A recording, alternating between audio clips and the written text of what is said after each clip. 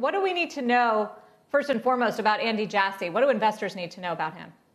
Well, I think he's been there the whole time. I think that's one thing you have to keep in mind. Much like Satya Nadella at Microsoft, who has been an incredibly successful CEO, he's had his career at Amazon. He came there after going to Harvard Business School when he was a very young man. And so you have to think that way, that he's been part of the, one of the things that people tend to focus on, whether it's Steve Jobs or Bill Gates, is that they're the reason everything goes up and to the right. And obviously they have teams, just like Tim Cook has done rather well for Apple, despite all the questions of whether he could do that, and the stock's never been more valuable. And so, Andy's been part of the team that brought Amazon to where it is, and especially running AWS, which is the most profitable part of the company by far. I think it represents 12% of the revenues and 62% of the profits.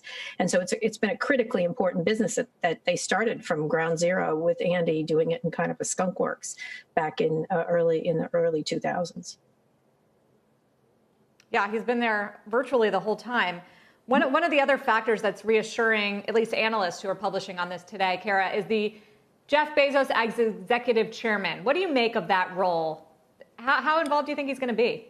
It's not chairman. It means he's going to be actively involved. I mean, he's got a lot of other interests. Like all rich people, the richest people on the planet, they want to get off of it. So he's interested in space travel and everything like that.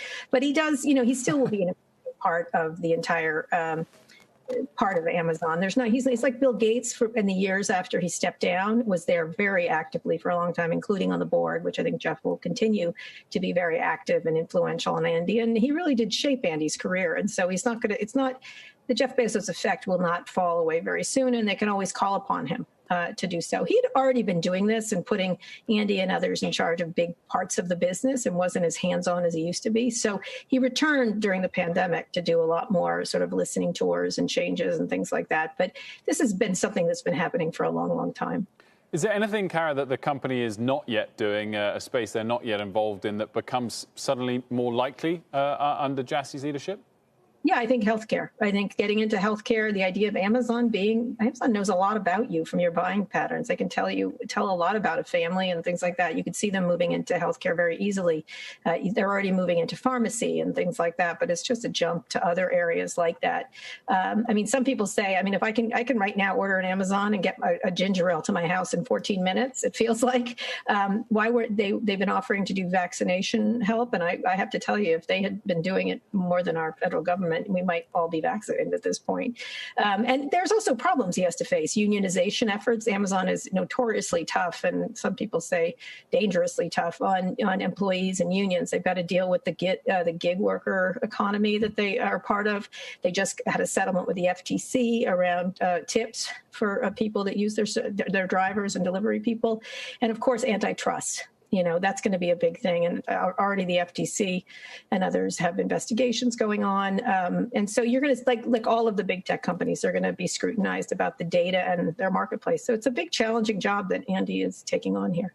I was going to ask about antitrust and dealing in general with politicians and regulators, and wondered whether you thought taking Bezos out of the crosshairs slightly improves their chances, Amazon's chances, of not inviting as much ire, perhaps, as they otherwise would. Well, the ire was about President Trump, who had this weird fixation on Jeff Bezos that was odd, I think, to most people, probably because he was a more successful business person. But one of the things that's really important is that Jeff doesn't want to deal with it. Did he want to go up to Congress and have to listen to them talk at him? Probably not. He probably is tired of that and doesn't want to do it.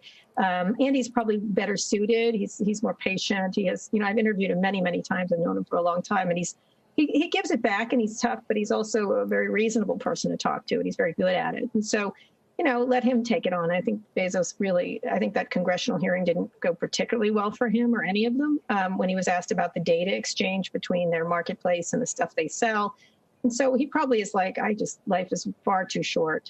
I'm one of the richest people on the planet. Do I really need to keep doing this? And so he has other interests, and we'll see how that manifests. I think probably a lot around space travel. And he has a lot of other interests. We'll see where that goes. Shepard Smith here. Thanks for watching CNBC on YouTube.